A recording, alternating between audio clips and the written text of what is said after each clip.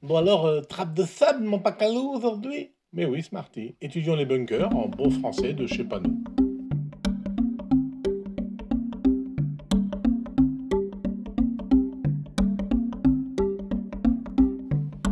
Alors, comme disent nos amis québécois, le bunker est une trappe de sable. Alors, une trappe d'abord parce que c'est pas évident d'en sortir. Voici un exemple de bunker très profond, et même les très très bons joueurs peuvent avoir beaucoup de mal à en sortir.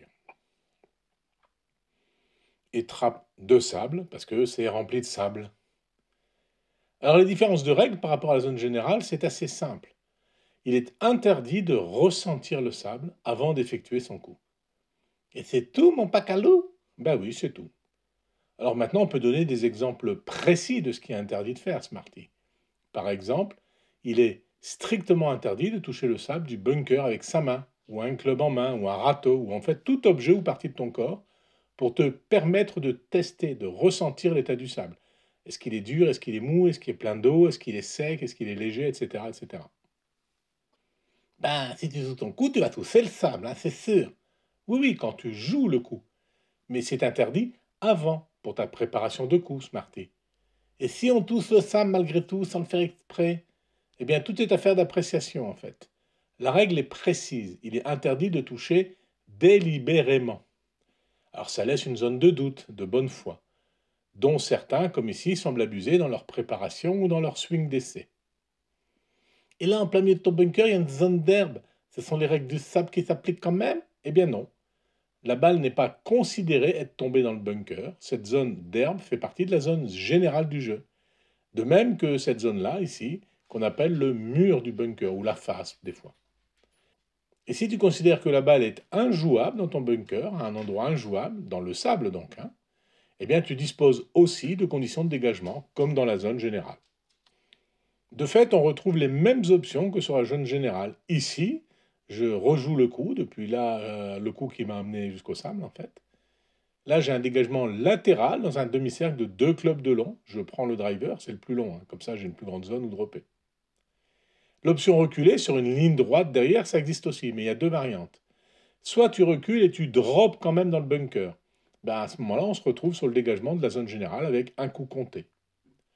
Une pénalité, si on veut. Alors, soit tu recules jusqu'à sortir du bunker et tu drops dans l'herbe. Eh bien là, c'est deux coups de pénalité, deux coups comptés. Car on considère que sortir du bunker est en soi déjà difficile, un point, et le dégagement lui-même, deux points, donc deux coups. Cette option est assez récente d'ailleurs. C'est utile pour les personnes qui n'arrivent jamais à sortir d'un bunker. Pas les pros bien sûr, mais nous les joueurs du dimanche. Alors on compte deux coups de plus et on drop, ce qui est après tout moins pénalisant que de taper et retaper et re-retaper dans le bunker jusqu'à finalement faire une croix sur ta carte. Et je me suis laissé dire qu'on pouvait se dégazer gratuitement s'il y a de l'eau dans le bunker, mon pacalou. Mais oui, tu as raison. Si ta balle est dans l'eau elle-même, qui est à l'intérieur du bunker, mais on en reparlera dans la vidéo sur les dégagements gratuits qui sont généralement liés à des conditions anormales du terrain. Et puis c'est tout ce que tu as à dire pour les bunkers? Il n'y a même pas de différence entre les bunkers de green, là, près du green, et les bunkers de fairway, celui-là là-bas? Eh bien non, c'est la même règle, et c'est aussi simple que ce qu'on vient d'énoncer. Et donc en très très résumé, il est interdit de tâter le sable avant de jouer, quelle que soit la manière ou l'outil, et on a les mêmes règles de dégagement que la jaune générale, sauf si cela permet de t'avantager, par exemple en droppant en dehors du bunker. Et là, on est obligé de compter deux coups et non pas un. Mais il n'y a pas la règle qui dit qu'il faut ratisser après avoir joué? Si, si, c'est vrai. C'est plus une règle d'éthique, remettre le terrain en bon état partout. Donc ratisser les bunkers, mais aussi ses pitchs sur le green, combler ses divots sur le fairway, etc. etc. Tiens, un peu de maths. Combien de sable contient un bunker, Smarty? Eh bien, ça dépend de sa forme et de sa taille, mon pacalou. C'est vrai, c'est vrai.